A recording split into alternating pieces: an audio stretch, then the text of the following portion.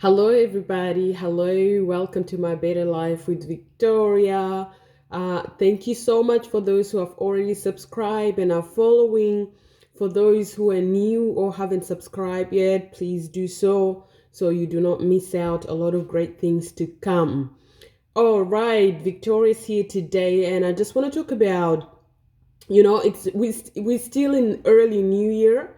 It's only February, and a lot of people had the new year resolutions. A lot of people had plans for this year, and some people have already abandoned their plans, and some people are struggling really to keep up with the plans that they had for this year. So I just want to talk about three enemies of progress, or three things that can really challenge us and cripple us and limit us and disqualify us. So I just want to talk about three today. There's so many of them, and I've spoken about it a lot in the past. But today I just want to address three of them, and those three stood up for me, and those three are so powerful in really crippling you, and are so powerful in letting us know that we are not worthy. They are so powerful in really letting us know that we don't have what it takes, even when we have it. So, number one, let's get to it straight away. Number one is doubt. Number one is doubt. So, this year, you had your reflection, you had your me time, you have the date with yourself, and even some of you have seen life coaches, and you have unpacked what you want to do in 2022. You have it written down, but what is stopping you from going to the next step is doubt inside of you. Yes, you know the butterflies are there. You know this is what you want to do, and you've been working hard to kind of build yourself to this point where you wanted to progress to the next stage.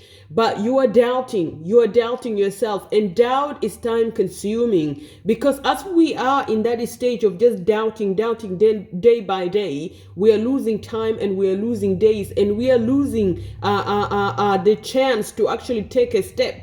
And if we are not careful while we are pondering and dwelling on the doubts, we can miss out a great opportunity, and we can miss out a season, the right season for us to sow some very specific seeds. So, doubt is number one, and doubt is very important. And I always say, if the enemy is not identified, it's really hard to try to fight the enemy. So if you identify doubt is one of the things that are really crippling you, it stop everything, and you start to face this doubt, and you start to deal with it, so that you can, have some freedom. And I'm not saying we'll completely live a life that is free of doubts. No, there will always be doubts about certain things. However, when we identify what is hindering us, when we identify what is holding us down, when we identify what is causing the limitation, then we can better gain better understanding on how to conquer that demon, on how to conquer that challenge that we are facing. So number one is doubt. If you're facing doubt, stop what you're trying to do and sit down, unpack what is doubt, what is causing it, why am I feeling this way, Answer all these questions, and as you're answering them, you're actually also freeing yourself. Number two is fear of the unknown. Guys, fear of the unknown is huge. Is huge. Recently, we moved to our new built home, and I was like, oh, I knew it's our home, it's our long-term home, but I was comfortable where we are, and I wasn't sure how our neighbor will be like. I wasn't sure, the drive to work, how the traffic would be. I knew the traffic may be a little bit busy, but I didn't know how bad that would be. I was thinking which schools the kids will go. There is also recently I had an opportunity to act in positions, and even though I felt I am qualified and I'm able to do it, but always fear of the unknown, not just fear, but fear of the unknown is very disabling, is very crippling, is a great thief of our abilities, capabilities, of our strength. Fear of unknown is a big thief of that. And fear of unknown can actually make us give up what we are beyond qualified to do just because we don't know how it's going to look like. We don't know how it's going to work. We want to know it so we can enter there knowing it's our comfort zone. But in this life we live, we will not always have all the answers to our question. We will not always have it all, the future presented all in our present, and then we enter like comfortably. No, there will always be things that we will encounter that is new to us. But the best thing to conquer that fear of unknown is to train yourself to be adaptable to change, to train yourself to know that we continue to learn, we continue to improve our skills, our knowledge, we continue to improve. Even if you finish university, policies change and you need to keep up with policies.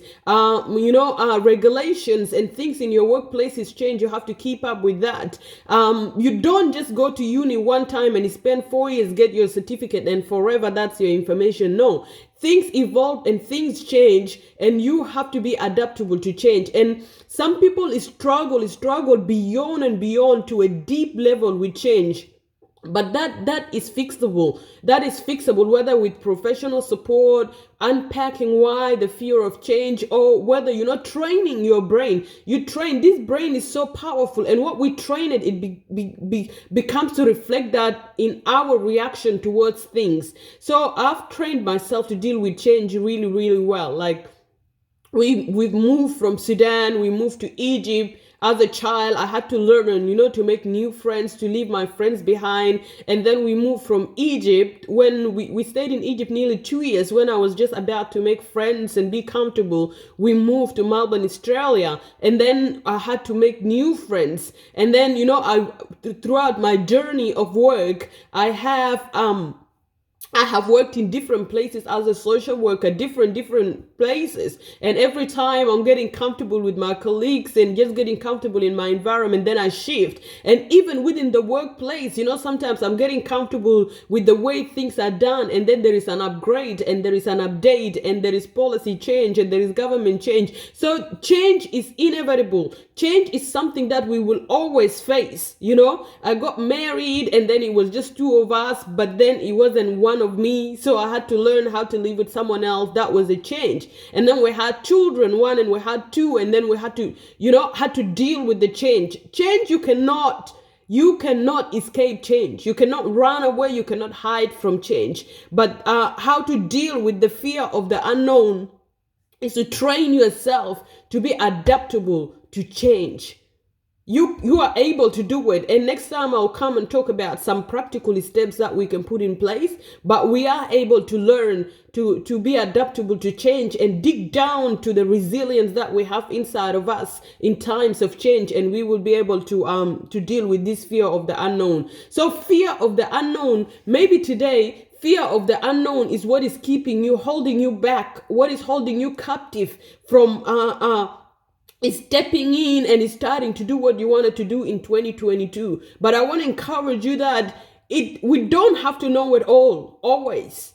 We don't have to know it all, always. You can enter into there, but be prepared to deal with changes. Be teachable. Two things: be prepared to deal with changes and be teachable. Somebody who is a teachable person, even if they end up in a situation that is a little bit difficult, there is always someone to teach you. There's always someone to train you. These days, there is YouTube, there is Facebook, a lot of free things that there is Google. You can go and you can learn. So if you are teachable, you are adaptable already. If you are teachable, you are a powerhouse because resources are always out there, and you will be, sourcing them, and you will be teaching and empowering yourself. Yep. So the last one that I wanted to highlight, the enemy of progress that can hold us back is negative past experiences. Negative past experiences is dangerous, completely dangerous. Why? Because it could be utilized, it could be used as evidence.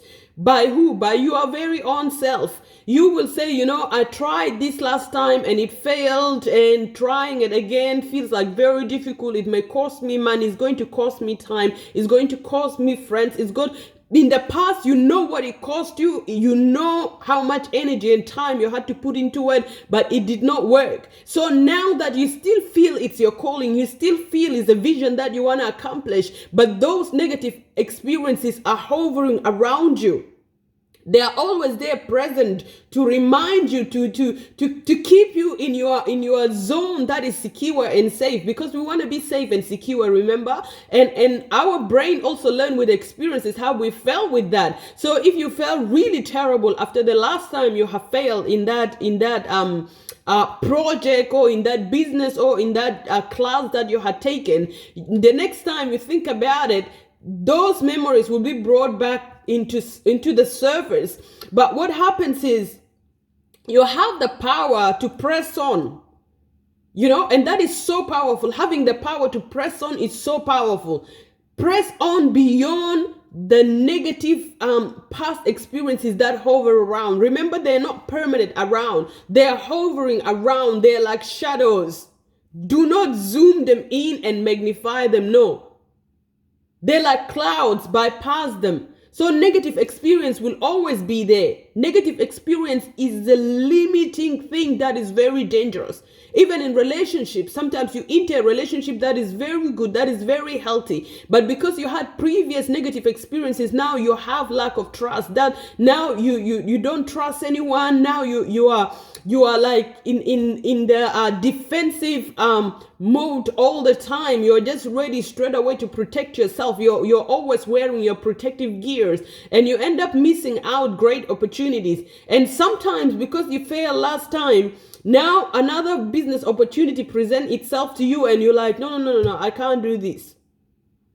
Or I'm not ready. I need more qualification. Some people have so many qualifications that they are overqualified and they cannot find a job anymore. I'm not saying it's bad to get qualification, do your master's, do your PhD. It's not bad, but it must be intentional and deliberate. If you're just doing it for the sake of getting the title, you have missed the point, because your past negative experiences will always stand in your ways. So to summarize what we just spoke about today, you had a plan for 2022 and you still haven't started, or you have started it, but you are being challenged about it. And I'm just highlighting the 3 things that sometimes make it very difficult for us to move forward. One of them is doubt. Number 2 is fear of the unknown. And number 3 is negative past experiences. Negative past experiences. These 3 can really destroy great potentials that are inside of us, and it can really strip away our qualified ability and make us feel unqualified. So I just want to encourage you, if any of this stands out for you, sit down, unpack it, learn more about it, learn what causes me to feel this way. Why am I feeling this way? Talk about it to yourself first. You don't always have to go and talk to someone. Talk about it to yourself. Why am I feeling this way? Why this is happening this way? Why am I feeling so much overwhelmed with doubt? Why am I so afraid always because of the fear of the unknown? Why am I, always drawing to my negative experiences? Those things sometimes have deeper roots than we think. It is shallow. No, most of them have deeper roots. And when we dig deeper, and then we start to cut it off, we will not be cutting up from the surface where the roots are still there and there's potential for it to sprout again. No. But when we dig deep, why do I always feel doubt? Why am I always doubting myself? And when I dig and dig, I may find even things from childhood. I've always heard, you can't do it, you are never good enough, you will always fail. So those things are in your subconscious mind, but they're leading you on how you do things, but you're not aware because they're in your subconscious mind. How do you pull things out of your subconscious mind? When you dig deep. When you dig deep, some things that we have suppressed to protect ourselves from hurt, some things that we have repressed to protect ourselves from hurt and pain, they hide there. But when we go deeper and deeper, we'll be able to access them, bring them to the surface, unpack them. If we want to keep it, then we keep it in a healthy place. If we don't want to keep it, we can burn it, we can chuck it away, we can let it fly, but then you will be free from those things. So thank you so much for watching, everyone. With you is Victoria. In My Better Life, I've got a Facebook page, My Better Life. Please, if you can join there so you don't miss out. Also, if you join, if you can subscribe, that would be really appreciated. There is a lot of great things that are coming into this channel, and you indeed will be blessed, and you will always be encouraged. May God bless you.